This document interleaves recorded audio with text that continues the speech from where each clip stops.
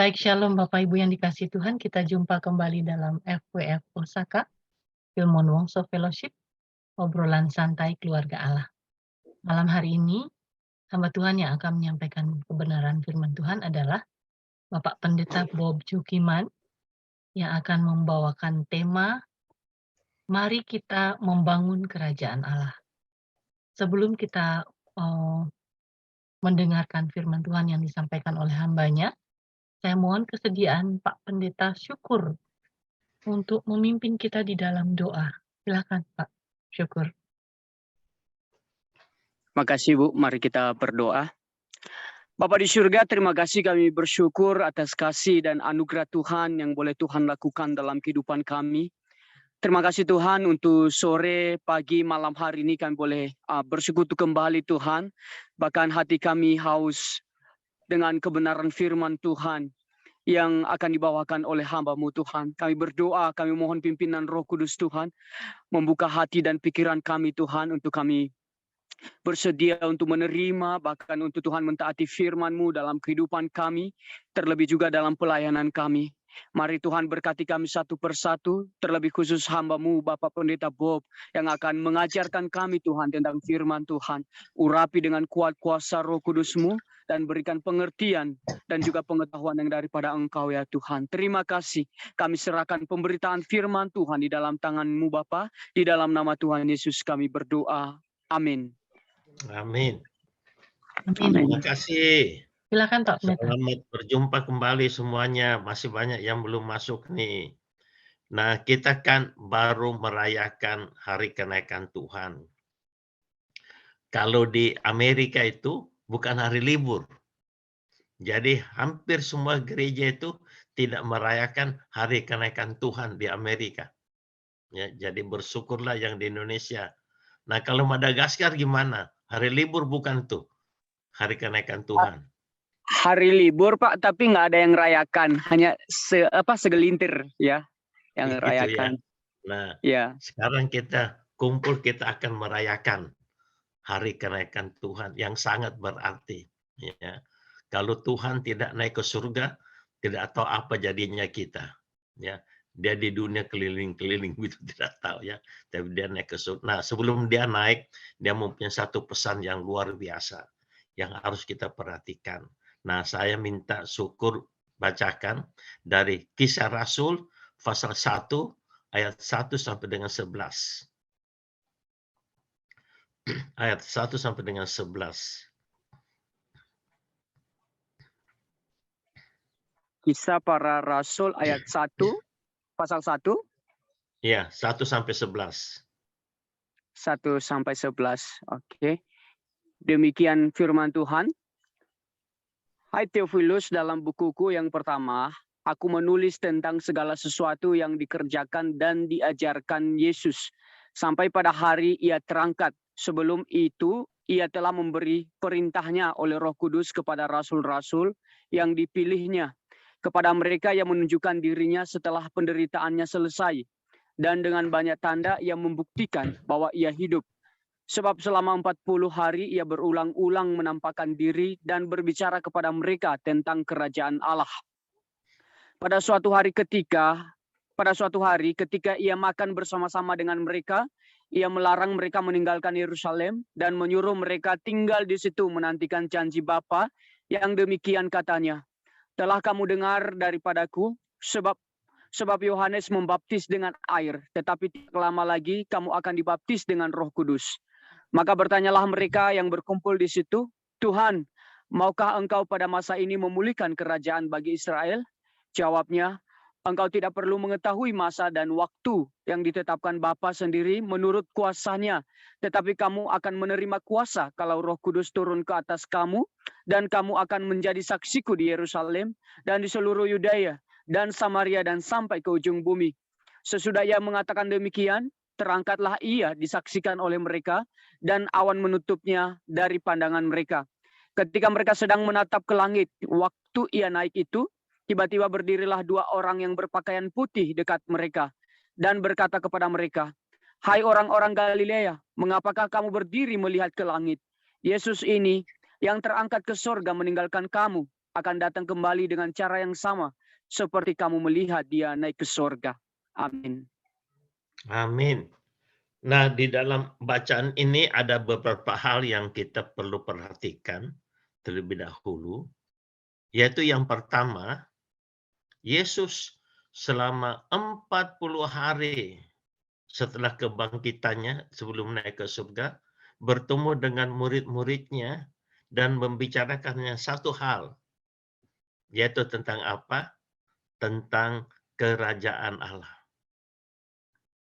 40 hari. Kalau saudara cerita kepada saya tentang Bali selama 40 hari, berarti apa? Itu Bali penting sekali. Tidak bicara Jakarta, Semarang, Surabaya. Ya. Jadi Yesus itu pesan kepada murid-muridnya, pentingnya kerajaan Allah. Itu yang pertama. Yang kedua, di situ diberitahu kepada kita bahwa dia akan datang kembali. Dia akan datang kembali. Jadi masa kerajaan Allah itu adalah sejak dia naik ke surga sampai dia datang kembali. Kapan dia datang kembali, kita tidak tahu. Tapi sekarang sudah banyak tanda-tanda dan orang ada yang menafsirkan begini, begitu, dan sebagainya. Nah, yang paling penting untuk kita, selama kita masih hidup dalam dunia ini, apakah kita ada mengambil bagian di dalam mendirikan kerajaan Allah? Nah, apa itu kerajaan Allah? Murid-murid berkata, apakah sekarang engkau akan mendirikan kerajaan Allah? Kerajaan Israel, dia bilang bukan itu. Ya. Kerajaan Allah adalah gereja. Gereja di dalam bahasa Yunani adalah eklesia. Eklesia adalah himpunan orang-orang yang dipanggil keluar. Di dalam sejarah ini terjadi kesalahpahaman. Gereja adalah gedung. Saudara tahu di Eropa itu ada sangat banyak gedung gereja yang sudah dijual. Jadi gereja sebenarnya bukan itu gedung, tapi adalah himpunan orang-orang percaya yang dipanggil keluar dari dunia ini menjadi umat Allah dan menjadikan Kristus sebagai Raja. Nah, di dalam dunia ini ada sekitar 40.000 lebih denominasi. Dan denominasi ini disebut dengan sistem kepemimpinannya, paling sedikit ada 4. Yang pertama disebut Episkopalian. Episkopalian adalah gereja-gereja yang tertinggi dalam gereja itu adalah pastornya atau pendetanya, ya, itu Episkopalian, satu orang yang menentukan. Ini seperti gereja Metodis, gereja Katolik, dan gereja Pentakosta kebanyakan. Satu pendeta yang menentukan segala-galanya. Nah, kemudian ada yang kedua disebut sistem presbiterial, yaitu yang menjadi pemimpin tertinggi adalah para majelisnya. Ya. Tapi sekarang sudah banyak orang tidak mau pakai istilah majelis. Itu sudah jadi jelek. Majelis itu katanya sekarang adalah manusia jelmaan iblis. Jadi banyak yang sudah ganti nama, tidak mau pakai majelis lagi. Ya pakai tua-tua atau diakon dan sebagainya. Dan yang ketiga yang disebut congregational. Congregational adalah yang tertinggi di dalam gereja itu adalah rapat jemaat. Jadi seluruh jemaat yang rapat itu disebut congregational. Dan yang keempat yang gereja agape pegang yaitu ministerial. Yang tertinggi di dalam gereja itu adalah orang-orang yang melayani. Semua yang melayani, ya. Jadi bukan hanya pendeta, tapi juga yang jadi pengurus puji-pujian, penyanyi, pemain musik, yang menyambut tamu, yang pendoa syafaat, jadi orang-orang yang suka ikut persekutuan doa, dan juga orang-orang yang menyediakan rumahnya untuk persekutuan. termasuk orang-orang yang memberi persembahan. Itu semua adalah orang-orang yang melayani Tuhan. Jadi itu ministerial. Jadi ada 4 sistem, tetapi dari semua sistem ini harus Yesus yang menjadi kepala, sebagaimana dikatakan di dalam Korintus. Gereja adalah satu tubuh dan kepala adalah Yesus Kristus sebagai Raja. Jadi kalau mau disimpulkan, kerajaan Allah itu adalah himpunan orang-orang percaya yang menjadikan Yesus sebagai Raja. Nah, ingat Om Bob pernah khotbah tentang Kristen yang lengkap, ya, itu 2 murid mengikuti Yesus, akhirnya mereka tinggal dengan Yesus sepanjang hari. Nah, salah seorang pulang mengatakan, kami sudah jumpa Mesias. Nah, Mesias artinya yang diurapi. Di dalam perjanjian lama, yang diurapi adalah imam, raja, dan nabi. Jadi seharusnya kerajaan Allah itu adalah satu komunitas yang mengakui sistem apapun juga, tapi yang paling utama adalah Yesus Kristus sebagai Raja. Nah, itulah yang Yesus inginkan. Tetapi kita lihat di dalam Kisah Rasul yang kita baca tadi, di situ tidak dijelaskan kerajaan Allah itu apa. Jadi kita harus mau mencari tahu apa itu membangun kerajaan Allah. Nah, jikalau kita melihat ayat yang ke-8, tolong dibaca lagi ayat yang ke-8. Syukur tolong bacakan ayat yang ke-8. Ya, ayat yang ke-8. Tetapi kamu akan menerima kuasa kalau Roh Kudus turun ke atas kamu, dan kamu akan menjadi saksiku di Yerusalem dan di seluruh Yudea dan Samaria dan sampai ke ujung bumi. Iya. Jadi apa itu kerajaan Allah yang Tuhan inginkan? Yang pertama adalah menginjili dunia. Jadi gereja harus mempunyai visi panggilan untuk menginjili dunia. Karena itu adalah kehendak Yesus. Sebelum dia naik ke surga, dia berpesan, apabila Roh Kudus turun ke atas kamu, kamu akan menjadi saksiku dari Yerusalem, Yudea, Samaria sampai ke ujung bumi. Dan jadi kita orang-orang Kristen harus memahami ini. Membangun kerajaan Allah adalah menginjili ke seluruh dunia. Itu yang Tuhan kehendaki. Dan kita mengucap syukur kepada Tuhan, ya, gereja Agape punya visi memang demikian. Gereja Agape punya visi misi, serving our community with the love of Christ and reaching the world with the gospel of Christ. Artinya, melayani komunitas sekitar, khususnya di dalam gereja dengan kasih Kristus. Jadi ini harus dilakukan di dalam gereja sendiri. Anggota jemaat yang datang ke gereja merasakan memang di dalam gereja ini ada kasih Kristus yang tidak bersyarat, yang mengampuni dan sebagainya. Nah, yang kedua, reaching the world with the gospel of Christ. Menjangkau dunia dengan Injil Kristus. Nah, Om sendiri sungguh-sungguh bersyukur kepada Tuhan tahun 2021 yang lalu dikenalkan dengan pendeta syukur. Luar biasa itu pertemuan, ya.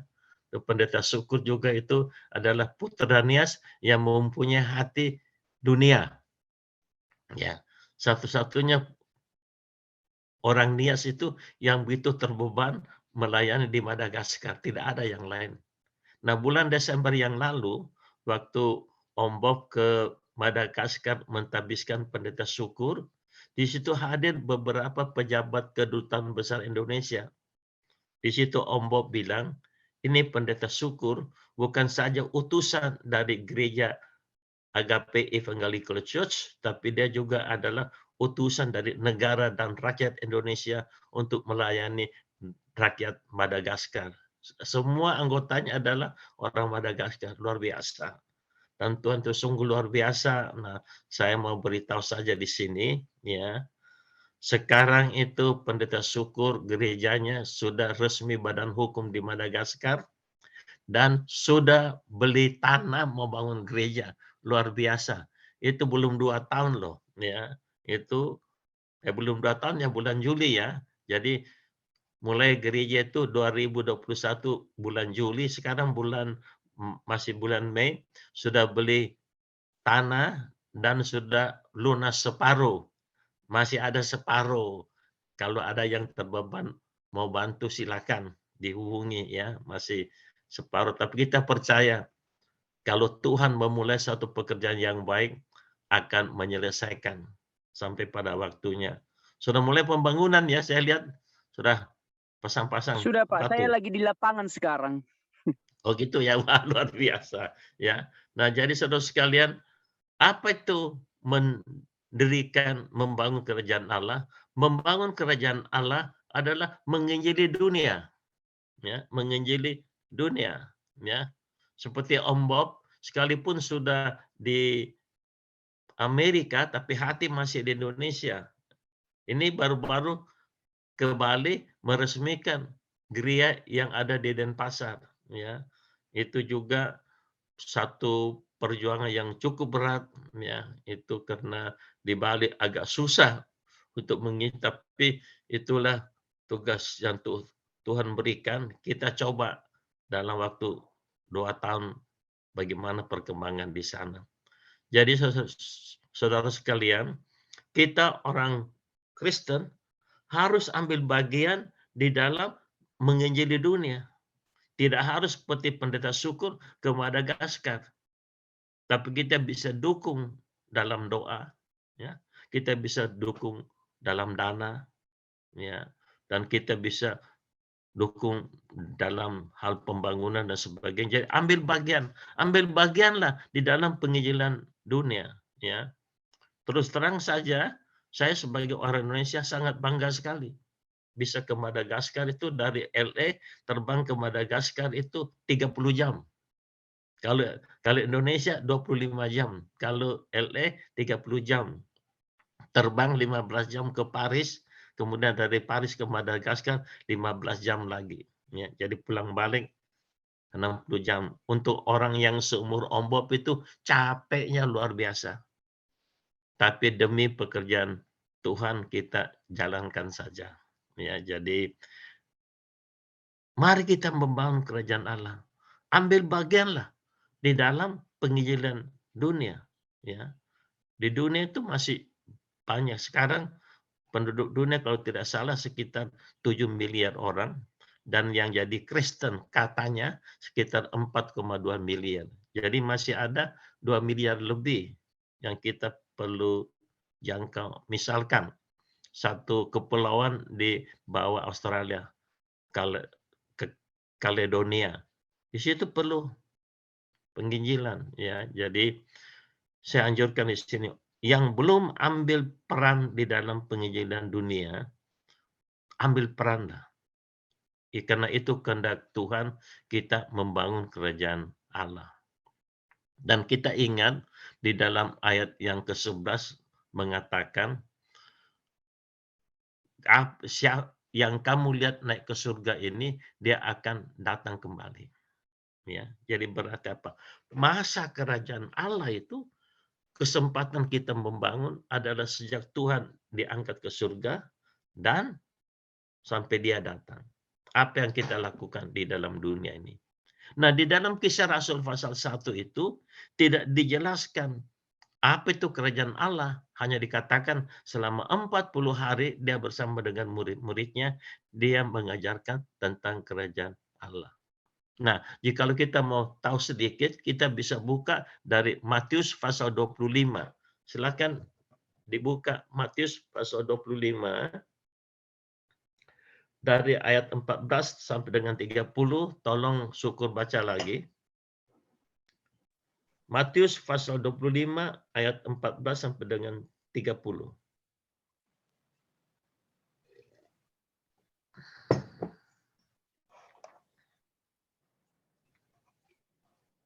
Matius pasal 25 ayat 13 sampai 30, demikian firman Tuhan. Karena itu berjaga-jagalah sebab kamu tidak tahu akan hari maupun akan saatnya.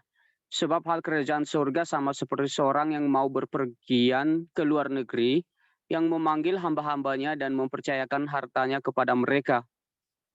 Yang seorang diberikannya 5 talenta, yang seorang lagi 2, dan yang seorang lain lagi 1. Masing-masing menurut kesanggupannya. Lalu ia berangkat. Segera pergilah hamba yang menerima 5 talenta itu. Ia menjalankan uang itu lalu beroleh laba 5 talenta. Hamba yang menerima 2 talenta itu pun berbuat demikian juga dan berlaba 2 talenta. Tetapi hamba yang menerima 1 talenta itu pergi dan menggali lubang di dalam tanah lalu menyembunyikan uang tuannya. Lama sesudah itu, pulanglah tuan hamba-hamba itu lalu mengadakan perhitungan dengan mereka. Hamba yang menerima 5 talenta itu datang dan ia membawa laba 5 talenta, katanya, Tuan, 5 talenta Tuan percayakan kepadaku, lihat, aku telah beroleh laba 5 talenta. Maka kata tuannya itu kepadanya, baik sekali perbuatanmu itu, hai hambaku yang baik dan setia. Engkau telah setia dalam perkara kecil, aku akan memberikan kepadamu tanggung jawab dalam perkara yang besar. Masuklah dan turutlah dalam kebahagiaan tuanmu. Lalu datanglah hamba yang menerima 2 talenta itu, katanya, Tuan, 2 talenta Tuan percayakan kepadaku, lihat aku telah beroleh laba 2 talenta. Maka kata tuannya itu kepadanya, baik sekali perbuatanmu itu, hai hambaku yang baik dan setia, engkau telah setia memikul tanggung jawab dalam perkara yang kecil, aku akan memberikan kepadamu tanggung jawab dalam perkara yang besar. Masuklah dan turutlah dalam kebahagiaan tuanmu. Kini datanglah juga hamba yang menerima 1 talenta itu dan berkata, Tuan, aku tahu bahwa Tuan adalah manusia yang kejam, yang menuai di tempat di mana Tuan tidak menabur, dan yang memungut dari tempat di mana Tuan tidak menanam. Karena itu aku takut dan pergi menyembunyikan talenta Tuan itu di dalam tanah. Ini terimalah kepunyaan Tuan. Maka jawab tuannya itu, hai kamu hamba yang jahat dan malas. Jadi kamu sudah tahu bahwa aku menuai di tempat di mana aku tidak menabur dan memungut dari tempat di mana aku tidak menanam. Karena itu sudahlah seharusnya uangku itu kau berikan kepada orang yang menjalankan uang, supaya sekembaliku aku menerimanya serta dengan bunganya. Sebab itu ambillah talenta itu daripadanya dan berikanlah kepada orang yang mempunyai 10 talenta itu. Karena setiap orang yang mempunyai, kepadanya akan diberi, sehingga ia berkelimpahan. Tetapi siapa yang tidak mempunyai, apapun juga yang ada padanya akan diambil daripadanya. Dan campakkanlah hamba yang tidak berguna itu ke dalam kegelapan yang paling gelap. Di sanalah akan terdapat ratap dan kertak gigi. Nah, saudara sekalian, membaca perumpamaan tentang kerajaan Allah ini, saya bisa menangis. Mengapa bisa menangis? Karena orang yang menjadi hamba yang ketiga itu dibuang itu ratap luar biasa. Nah, saudara sekalian, kalau kita membaca surat 1 Timotius 1:15, ya, tidak usah dibaca sekarang. Di situ Paulus mengatakan, dari semua orang yang berdosa, aku yang paling berdosa. Ya.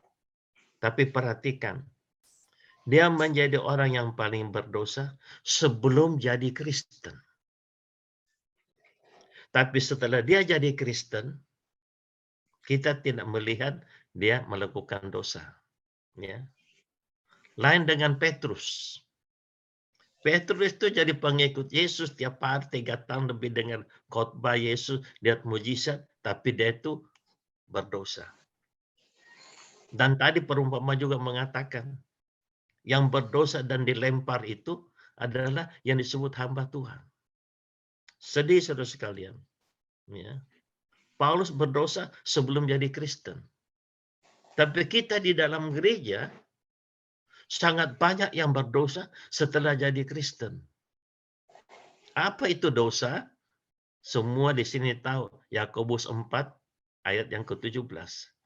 Jadi kalau seseorang tahu berbuat baik tidak melakukan, ia berdosa. Nah, perumpamaan ini adalah salah satu perumpamaan kerajaan Allah yang Yesus ceritakan di dalam Matius pasal yang ke-25. Kita hanya ambil yang kedua dan yang ketiga. Dan di sini beritahu kepada kita, saudara sekalian, bahwa apa yang harus kita lakukan, yaitu kita harus menjadi hamba yang baik dan setia.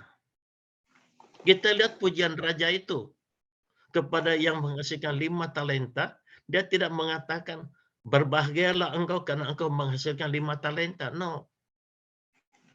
What did Jesus see? Apa yang Yesus lihat? Bagaimana kita memanfaatkan talenta yang Tuhan berikan kepada kita. Bukan hasilnya yang dinilai, tapi how to, bagaimana kita melakukan. Yang menghasilkan 2, karena talentanya 2, Tuhan juga memuji hamba yang baik dan setia. Ini 2 hal. Jadi orang Kristen, baik dan setia. Tadi kan kita sudah singgung. Yakobus 4:17. Jika seseorang tahu bagaimana berbuat baik, itu baik. Dan setia hanya ini 2 saja. Nah, saudara sekalian, jika kita membaca 1 Korintus pasal 12, tidak perlu dibaca sekarang. Di situ memberitahukan kepada kita tentang karunia-karunia yang ada di dalam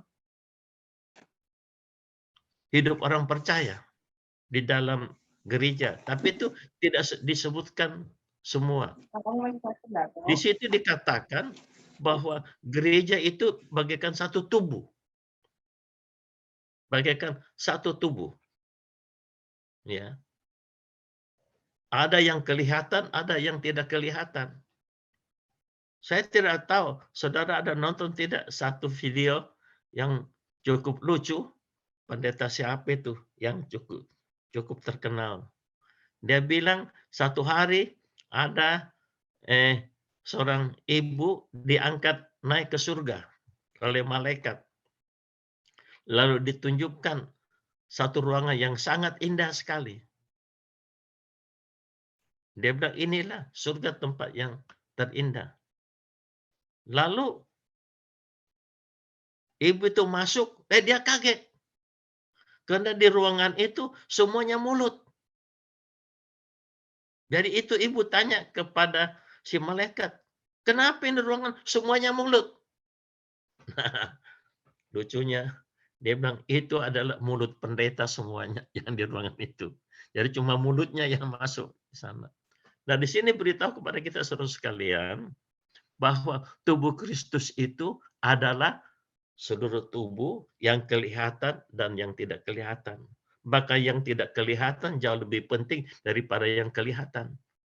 Tubuh itu kepalanya adalah Yesus, dan ada yang jadi mata, telinga, hidung, mulut, dan yang penting adalah yang di dalam jantung. Dari semua anggota tubuh, yang paling penting adalah jantung tidak kelihatan. Usus, lambung, paru-paru, sebagainya. Nah, itulah sebabnya di gereja Agape kami pakai istilah ministerial. Lembaga yang tertinggi di gereja Agape adalah rapat badan pekerja gereja. Badan pekerja gereja itu bukan yang hanya kelihatan, pimpin nyanyi, main musik, menyambut tamu dan sebagainya, tapi yang tidak kelihatan juga, pendoa syafaat, yang memberikan persembahan, menyediakan rumah untuk persekutuan. Itu semua melayani Tuhan. Nah, jadi mari kita membangun bait Allah, kerajaan Allah. Yang pertama kita menginjil. Yang kedua, kita menjadi hamba yang baik dan setia. Karunia apa yang Tuhan berikan kepada kita, itu kita lakukan dengan sungguh-sungguh. Ya. Di dalam Korintus sangat jelas sekali, jikalau engkau mempunyai karunia memberi, berikanlah dengan sukacita, sukarela dan sebagainya.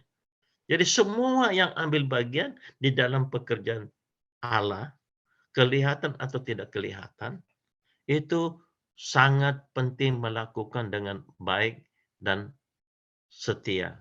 Nah, berikut ini saya minta Ibu Ayu tayangkan itu video yang dari teman saya Pendeta Benny Solihin. Saya nonton itu sangat tersentuh hati ya. Saya harap kita juga semuanya bisa tersentuh hati untuk melihat kesaksian ini. Silakan Ibu Ayu tayangkan itu video yang khotbahnya Pendeta Benny Solihin.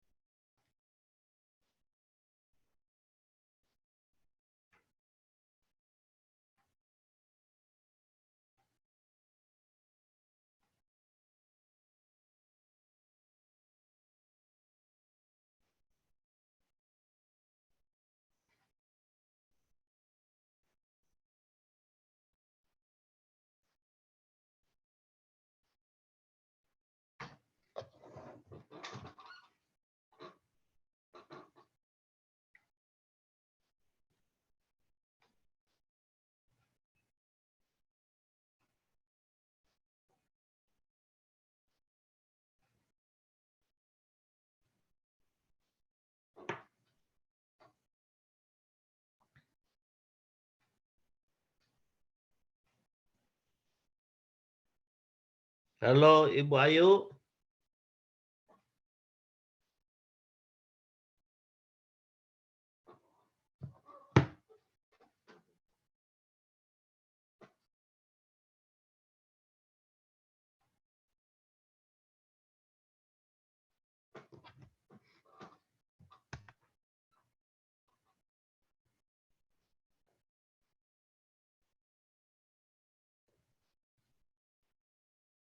Sebentar, Om.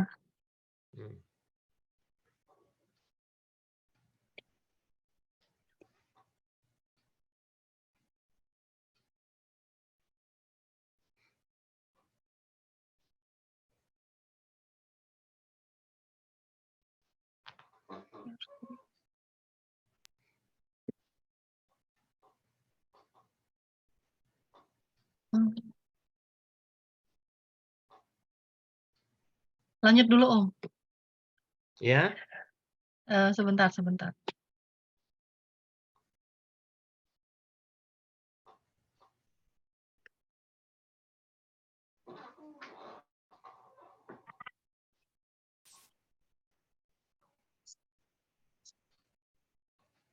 Maksud menengok seorang pemuda jemaatnya yang dalam 3 bulan terakhir kena kanker yang begitu ganas.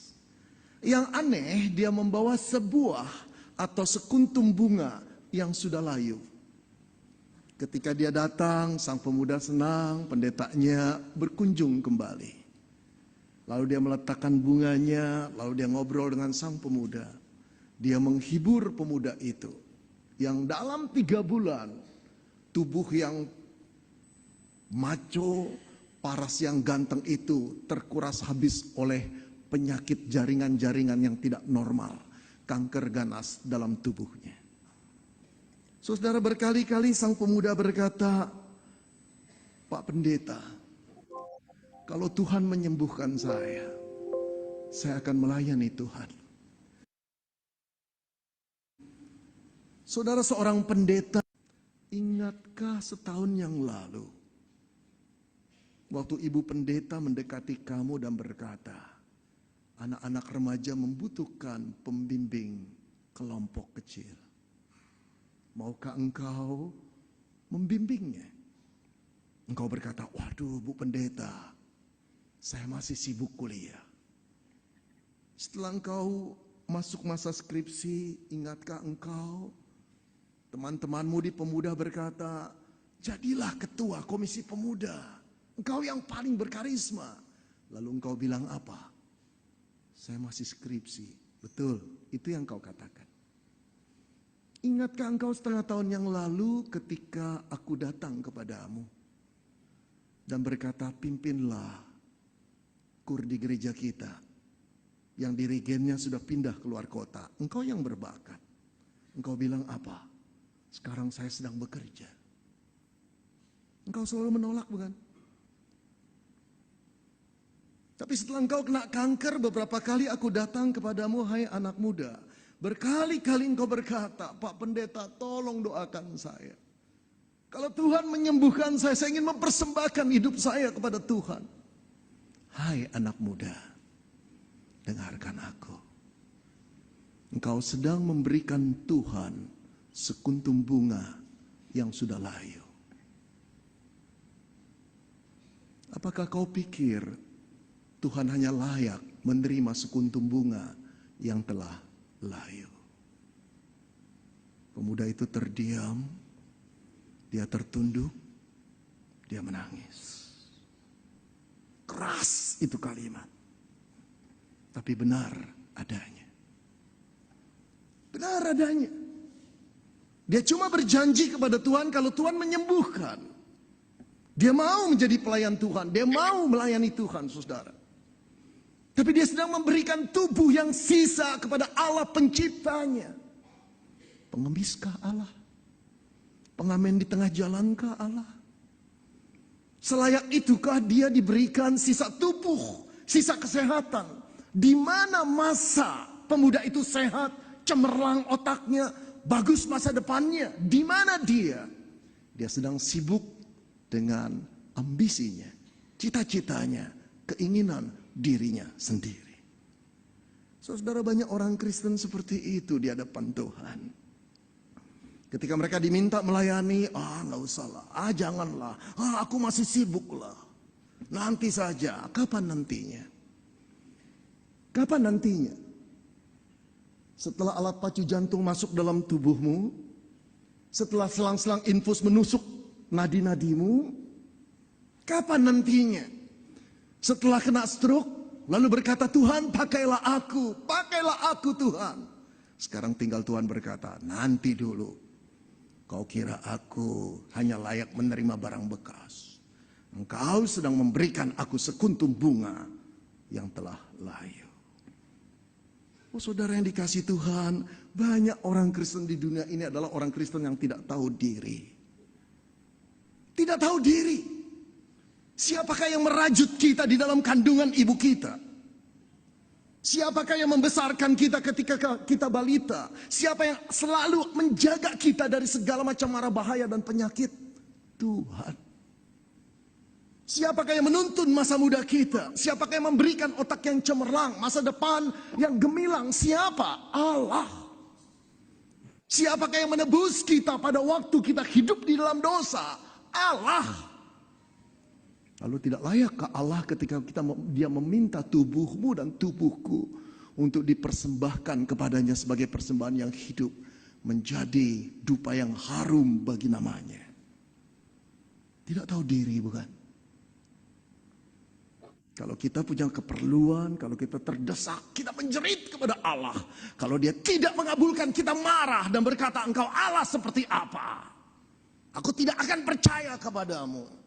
Aku meminta, engkau tidak menjawab. Aku berdoa, engkau sembunyi. Kita tidak tahu yang kita ajak bicara, yang kita adalah pencipta. Satu tiupan nafasnya membuat jiwa kita bisa terbang melayang. Kita tidak lagi hormat kepada Tuhan. Kita tidak lagi takut akan Tuhan. Kita membuat dia seolah-olah kacung kita, bujang kita. Kita seolah-olah berhak atas diri kita. Seolah-olah kita bisa menciptakan diri kita sendiri. Dan tidak bergantung kepada Allah. Padahal seluruh hidup kita sampai sekarang ini, kita bergantung kepada Tuhan. Oh saudara, karena itu Paulus mengingatkan jemaat atau orang Kristen di kota Roma. Untuk tidak main-main dengan Allah. Untuk memuliakan Tuhan dengan tubuhnya. Karena itu dia berkata,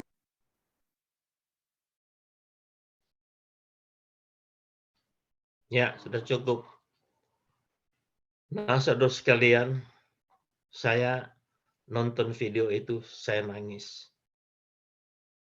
Saya diberkati. Saya diberkati karena apa? Saya bisa melayani Tuhan sampai sekarang, sudah 50 tahun setelah saya tamat sekolah teologi. Sudah begini tua, saya masih siap untuk dipakai Tuhan kemana-mana. Ini baru-baru ke Bali sampai sakit, but that's okay. Nah, saya sedih. Ya, kalau kita sebagai orang Kristen, Tuhan panggil untuk melayani, kita tolak. Jangan tolak. Jangan sampai terlambat. Ya. Jangan sampai hidup yang layu, lalu kita mau berikan kepada Tuhan. Don't do that, please. Ya. Siapa saja di sini, saya sudah katakan kita bisa melayani kelihatan atau tidak kelihatan. Nah, berikut tayangkan satu foto dari Suster Maria Elizabeth Suteja. Dia punya kesaksian yang luar biasa, sekalipun dia orang Katolik. Silakan Ibu Ayu tayangkan fotonya Elizabeth Suteja.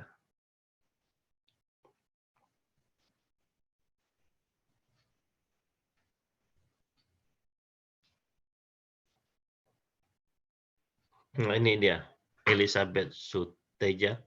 Kalau tidak salah Putri Bandung. Nah, dia ini adalah tamatan ITB, kemudian sekolah di Harvard, mendapat 2 gelar sana, termasuk salah satu PhD. Nah, waktu dia ujian disertasinya untuk mendapatkan gelar doktor, itu dia diuji oleh 6 orang praktisi bisnis, diantaranya Bill Gates. Dan setelah dia diuji, ternyata dia lulus, dan Bill Gates selepas ujian disertasi memeluk dan menawarkan Elizabeth untuk jabatan apa saja yang Eli mau bekerja di perusahaannya. Namun Eli memilih menjabat sebagai Vice President Business Development, orang Asia pertama di PT Boeing, itu di Amerika. Eli juga menjadi dosen untuk mata kuliah Applied Strategic Management, mengajar 4 jam tiap minggu di salah satu universitas di Amerika. Tanggal 1 November 2015, Elizabeth Suteja memutuskan masuk biara di Biara Santa Clara, Assisi, Italia, menjadi biarawati. Dan dia mengatakan begini, tanggal 8 September 2015, Eli melalui postingannya pada akun Facebook-nya mengaku bahwa sejak duduk di bangku SMP, ia sudah ingin masuk biara. Sejak di bangku SMP, aku sangat merindukan suatu kehidupan yang sepenuhnya mengabdi kepada Tuhan. Aku percaya Tuhan memanggilku untuk sepenuhnya melayani-Nya dan sesama. Setiap perjalanan hidupku memiliki tujuan. Tujuan hidup saya sebagai seorang Katolik adalah untuk memuliakan Allah dan hidup menurut kehendak-Nya selama-lamanya. Karena itu hidup saya sebagai manusia, baik yang bersifat personal, profesional, dan spiritual, semuanya harus diikat pada visi untuk kemuliaan Allah. Jadi, sebagai manusia, saya membutuhkan Allah yang akan menuntun mengarahkan hidup saya mencapai tujuan-tujuan yang memuliakan Allah. Luar biasa. Saya baca pun saya nangis juga. PhD di Harvard, posisi begitu luar biasa. Lepaskan semuanya untuk melayani Tuhan. Itu luar biasa, ya. Luar biasa, ya. Saya tidak tahu pendapat saudara bagaimana. Kabarnya sekarang dia pulang ke Bandung. Saudara sekalian, selama 40 hari Yesus di dunia bersama dengan murid-muridnya setelah kebangkitan sebelum naik ke surga, dia berpesan tentang kerajaan Allah. Apa itu kerajaan Allah? Kita sudah belajar tadi, kita menginjili dunia, ambil bagian dalam penginjilan dunia. Yang kedua, melayani Tuhan dengan setia dan baik. Ya, kalau Tuhan panggil saudara melayani bidang apa saja di dalam gereja saudara, jangan cari alasan untuk menolak. Itu bikin Tuhan sedih. Tadi kita sudah dengar khotbah yang sangat baik dari Pendeta Benny Solihin. Ya. Ini Elizabeth Suteja, masih muda, mungkin umur 30-an. Kalau tidak salah dia lahir tahun 90 berapa itu. Ya. Dan yang ketiga, apa itu kerajaan Allah? Kerajaan Allah adalah menjadi domba-domba yang diberkati dan memberkati. Nah, kita baca itu dari Matius pasal 25. Matius pasal 25 dari ayat kelanjutan tadi itu 25 31 sampai dengan 46. Matius 25 31 sampai 46. Silakan dibaca. Pendeta Suko tolong bacakan.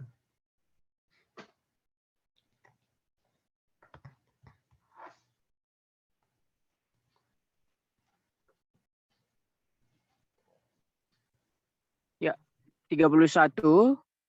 Apabila Anak Manusia datang dalam kemuliaannya dan semua malaikat bersama-sama dengan Dia, maka Ia akan bersemayam di atas takhta kemuliaannya.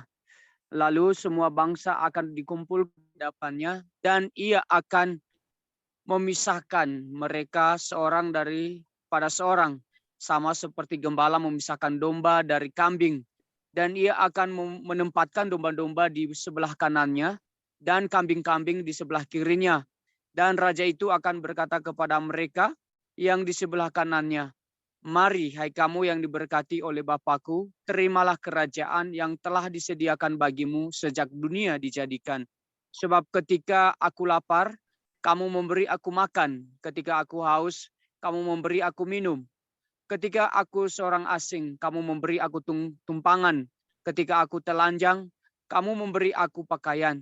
Ketika aku sakit, kamu melawat aku. Ketika aku di dalam penjara, kamu mengunjungi aku."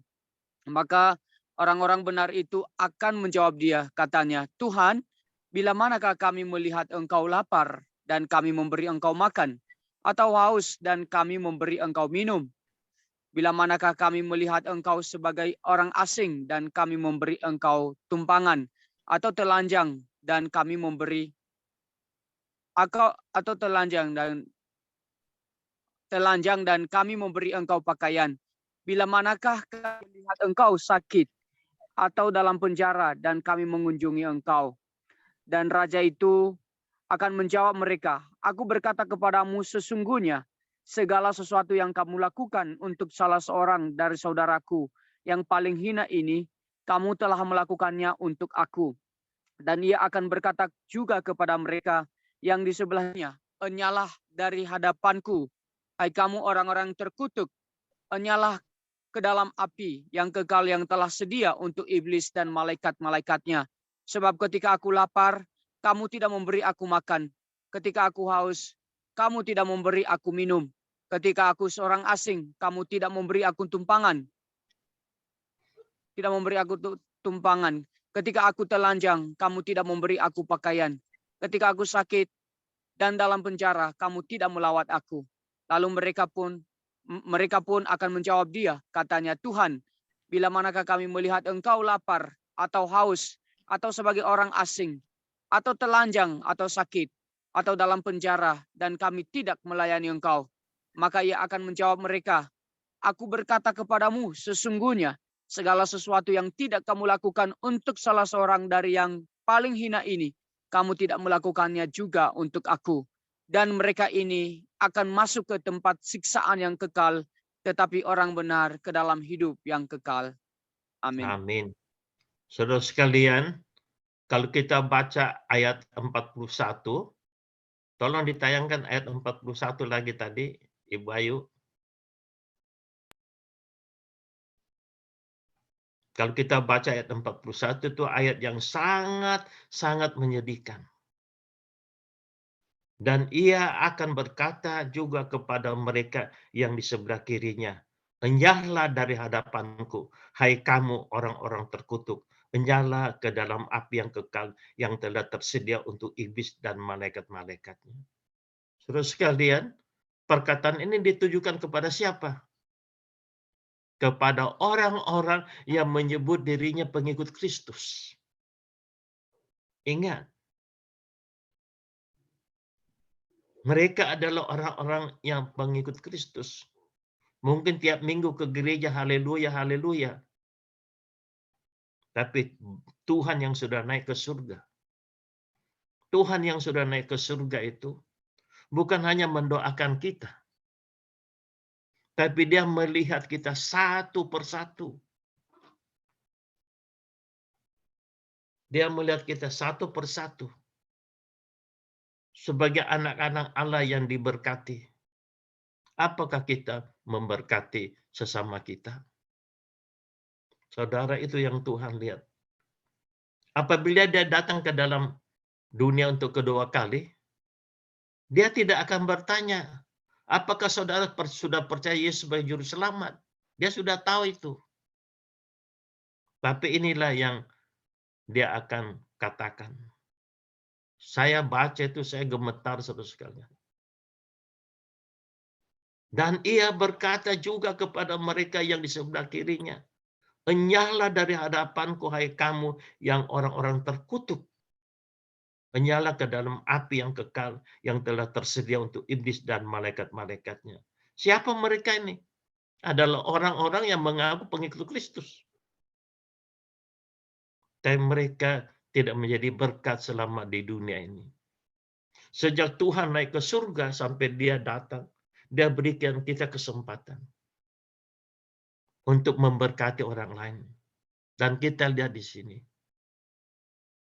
Saudara-saudara sekalian, saya sangat sedih sekali mendengarkan cerita seorang ibu yang dalam kesulitan, sakit, tidak ada uang beli obat. Keluarga, orang-orang gereja, tidak ada yang mau menolong. Kalau saudara mendengarkan cerita begitu, apa yang saudara akan lakukan? Diberkati untuk menjadi berkat. Bukan soal jumlahnya, saudara sekalian. Tapi apakah kita ada hati? Apakah kita ada hati untuk menjadi berkat? Nah, sebagai penutup, saya lanjutkan cerita dari itu Suster Suteja tadi. Ya, Suster Suteja ini setahun sebelum dia meninggalkan pekerjaannya sebagai wakil direktur Boeing, dia ada di Boston. Nah, tahun lalu Desember itu saya ada di Boston. Wah, dinginnya luar biasa. Satu hari dia bersaksi. Dia pergi ke satu restoran, beli sandwich dengan kopi kalau tidak salah. Dia jalan. Jalan di satu park. Nah, di park itu dia melihat ada seorang ibu tua yang sedang kedinginan. Lalu dia dekati, lalu dia tanya, "Ma'am, do you believe in God?" Ini ibu, sorry aja, dalam bahasa Inggris, dia bilang "yes". Itu, taruhlah itu satu makian gitu. Ya. Nah, lalu dia bilang, "I don't believe in God." Kemudian, dia berikan dia punya sandwich itu kepada ibu tersebut.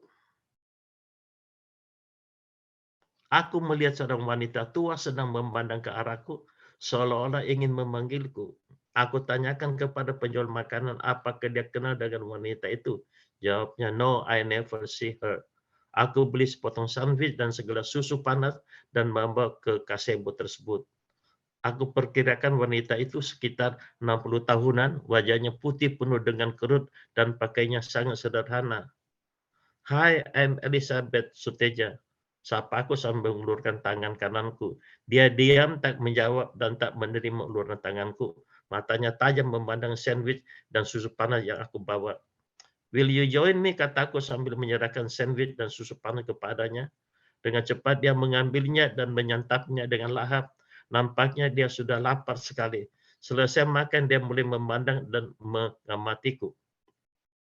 Pandangannya terarah ke rosario kecil yang aku pakai di pergelangan tangan kiriku.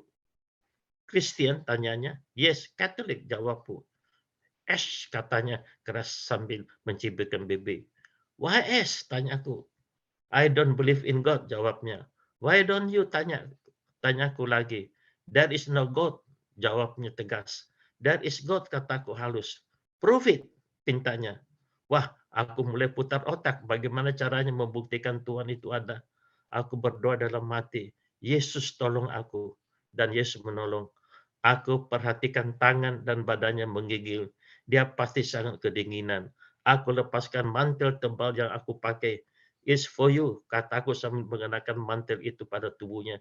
Dia diam, matanya kini memandangku dengan sayu. Aku lihat air matanya menetes keluar. Aku merasa iba melihatnya. Aku peluk dia dan menangis keras. "Why are you doing this?" tanya saya menangis. "Jesus is God. He knows you are freezing, so he asked me to give this coat to you, jawabku. Really? Tanyanya, matanya yang berlinang air mata memandang dan kedua tangannya meraba mukaku sambil berkata pelan, you are really an angel. You gave me food when I was hungry, then you give me your coat when I was freezing. Aku sangat kaget bagaimana dia dapat mengucapkan kata-kata indah. Sesuatu terjadi pada diriku. Aku merasakan sukacita yang sungguh besar. Aku merasa Yesus tersenyum. Aku berjalan pulang tanpa mengenakan mantel, namun aku tidak merasakan dingin sama sekali.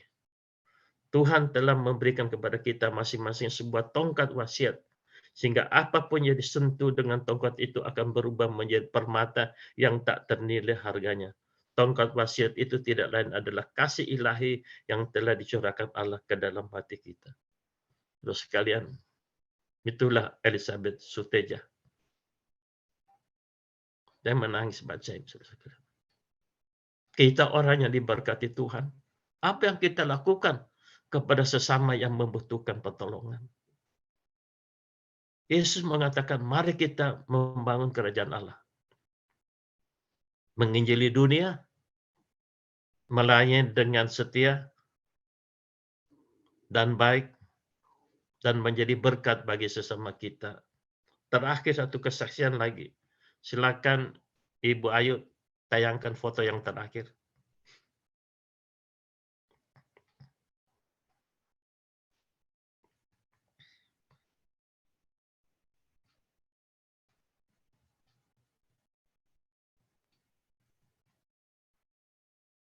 Terus sekalian, ini adalah perancang busana, penulis paling terkenal di dunia, Krista Rodriguez. Dan menulis artikel ini. Saya memiliki merek mobil termahal di dunia di garasi saya. Tapi sekarang saya berpergian dengan kursi roda. Rumah saya penuh dengan semua jenis pakaian, sepatu, dan barang berharga desainer. Tapi tubuh saya terbungkus kain kecil disediakan oleh rumah sakit. Ada cukup uang di bank, tapi sekarang saya tidak mendapatkan manfaat dari uang itu. Rumah saya sendiri istana, tapi saya berbaring di tempat tidur ganda di rumah sakit. Saya bisa pergi dari hotel bintang 5 ke hotel bintang 5 lainnya, tapi sekarang saya menghabiskan waktu berpindah dari lab ke lab rumah sakit. Saya merekrut ratusan orang. Catatan dokter hari ini adalah tanda tangan saya. Saya memiliki 7 perhiasan untuk menghiasi rambut saya. Sekarang saya tidak memiliki rambut di kepala. Dengan jet pribadi saya bisa terbang kemanapun saya mau. Tapi sekarang saya butuh bantuan 2 orang untuk sampai ke teras rumah sakit. Walaupun banyak makanan, tetapi diet saya sehari 2 tablet dan beberapa tetes garam malam hari. Rumah ini, mobil ini, jet ini, perabotan ini, begitu banyak rekening bank, begitu banyak reputasi dan ketenaran, tidak ada yang berguna. Tak satu pun dari semua barang berharga bisa memberi saya kelegaan. Makna hidup yang sebenarnya adalah mengenal Juru Selamat kita, Yesus Kristus. Melayani Dia adalah hal yang terbaik yang dapat kita lakukan. Yesus adalah jawaban untuk segalanya. Dia sendiri yang bisa memuaskan hidup kita. Krista Rodriguez. Kembali saya menangis, saudara. Baca. Begitu banyak orang yang dipanggil, diberi kesempatan untuk melayani Tuhan, memberkati sesamanya, tapi menolak. Malam ini, saya pikir bukan kebetulan Tuhan menggerakkan hati saya untuk membahas, mari kita membangun kerajaan Allah. Hidup ini hanya sementara. Dan hidup ini adalah kesempatan.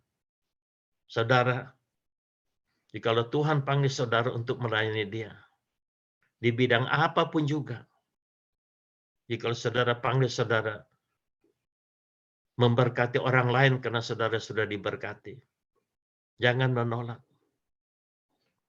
Karena itulah kehendak Tuhan dalam hidup saudara. Jangan sampai terlambat, jangan sampai hidup yang sudah layu kita berikan kepada Tuhan. Tapi sekarang masih sehat, masih segar. Mari kita rendah hati melayani Tuhan. Amin. Mari kita berdoa. Saya minta Pendeta Errol untuk berdoa. Silakan Pak Errol berdoa.